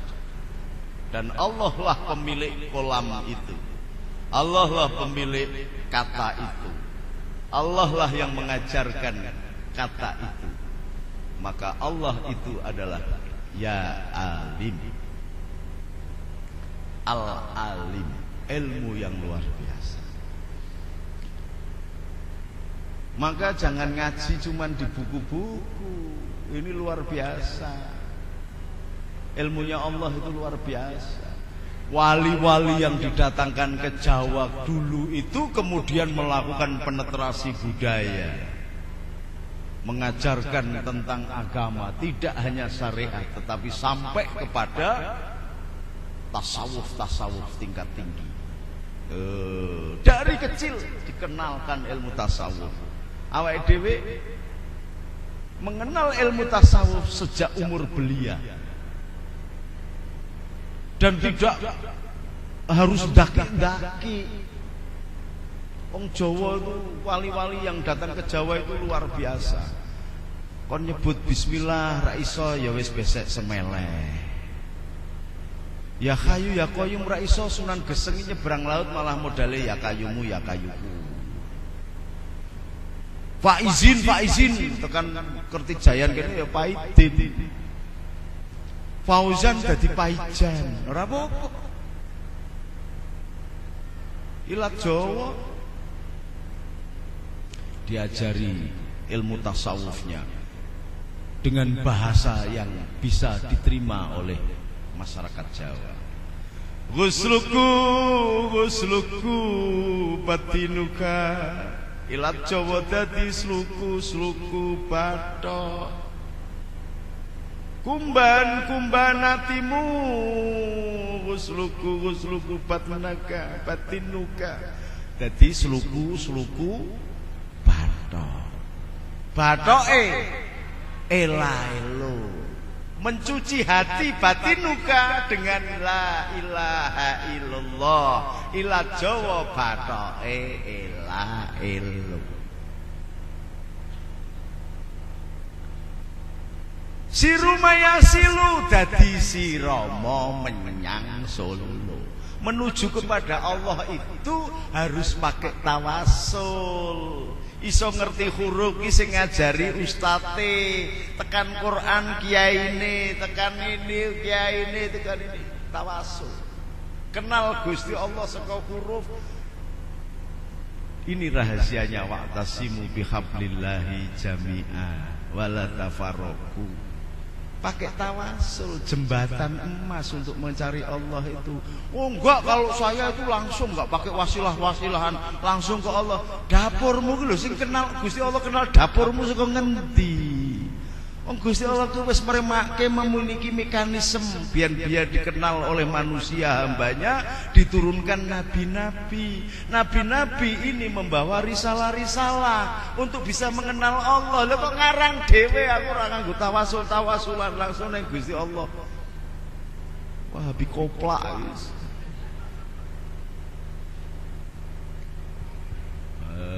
Sirama menyang Solo, sirumaya silu oleh payung moto. La ilaha illallah fayamutu. Kepengin ketemu Gusti Allah utawa nek wis ketemu Gusti Allah wis mati saja. Maka banyak wali melakukan zuhud sebagai bentuk mati. Para wali melakukan uzlah, nyepi sebagai bentuk mati. Para nabi melakukan khalwat sebagai bentuk mati. Rasulullah melakukan topo napa mboten? Bertapa apa enggak Rasulullah? Siapa yang bisa jawab tak kayak tasbih? Bertapa apa enggak Rasulullah? Ngacung. Ayo wani ngacung. Lha ngacung to dul topo bengak-bengok kaya njaga sawah ngono kok ngakune banser iki piye? Ayo ngacung, siapa yang berani? Ya, maju ke depan. Ini kendel. Namanya siapa? Berasal dari mana? Nama Freddy Novianto dari Simbang Wetan. Gusti. Topo. Alhamdulillah. Rasulullah menerima wahyu di mana? Di masjid? Apa di gua? Di gua. Kenapa tidak bertapa di Masjidil Haram? Kenapa malah di gua? Karena gua itu pasti adanya di gunung. Gunung itu bahasanya adalah mer. Mer itu adalah keajaiban atau rumah Tuhan. Karena di sana tidak ada gunung, maka di bukit-bukit pun disebut mer. Maka mukjizat Tuhan bahasa Inggrisnya adalah miracle. Maka mer yang berapi di Indonesia namanya Merapi. Mer yang berabu di Indonesia namanya Merbabu. Sehingga Fasen itu belajar agama Buddha ke Jawa. Bukan orang Jawa belajar agama Buddha di India atau di Cina, salah. Pusat peradaban dunia itu dulu ada di Jawa, disebut bumi Atala. Dari bahasa Sanskerta Atala, tanah surga. Maka disinilah lahirnya Nabi Adam di Jawa ini. Surganya zaman dulu itu adalah Jawa. Maka disebut Purbalingga. Purba itu wiwitan, linggo lanang-lanang kang wiwitan. Purbalingga lanang kang wiwitan. Maka kadang-kadang mbok kok bocong-bocong jadi ben rada Allahumma sholli ala Muhammad. Si Romo menyang Solo lae-lae payung, maka bertapa, mematikan kehendak, mematikan nafsunya sampai Rasulullah ngendika jihadul akbar adalah jihadul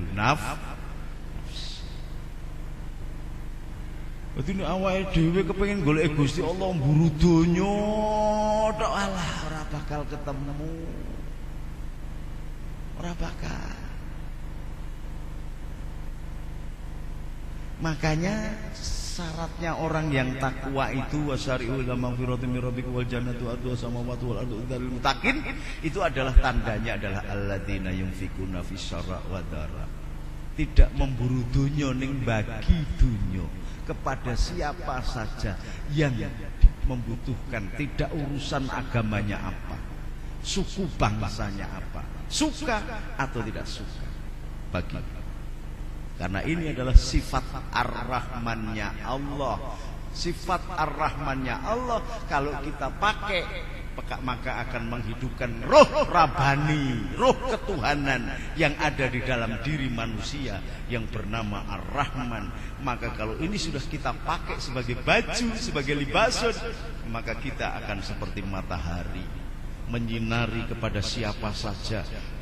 Celeng disinari, asu disinari, yuyu disinari, genjek disinari, menungso disinari, menungso apik disinari, menungso Allah disinari, Cina, Londo, Jawa, Sunda, Londo, Jepang, kabeh menerima sinar yang sama. Itu adalah sifat ar-Rahman.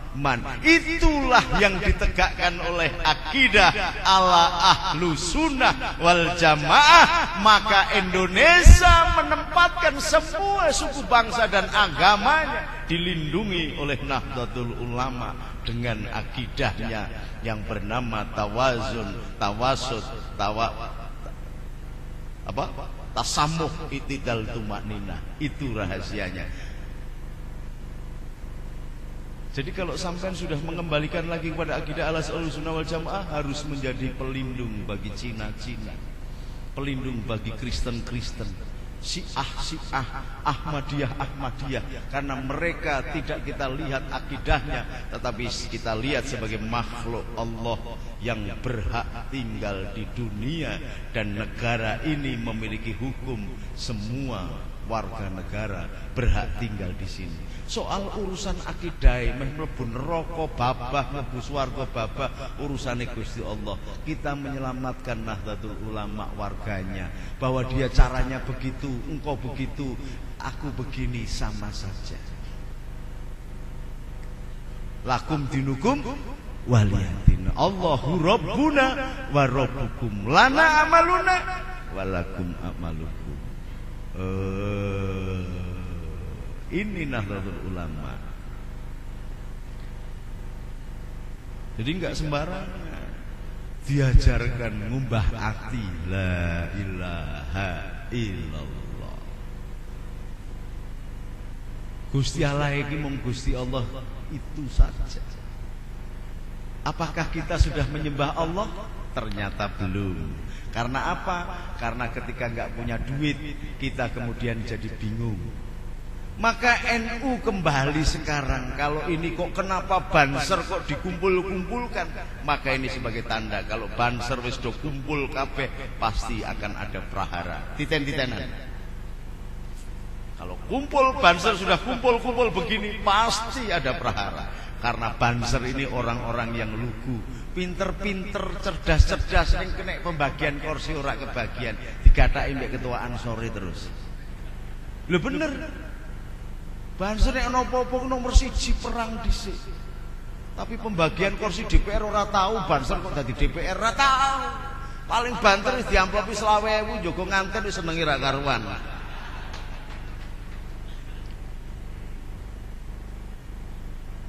Ya Pak ya? Paham? Wabillahi taufik wal hidayah. Assalamualaikum warahmatullahi wabarakatuh. Kula nyuwun donganipun Kiai setempat dipun doai monggo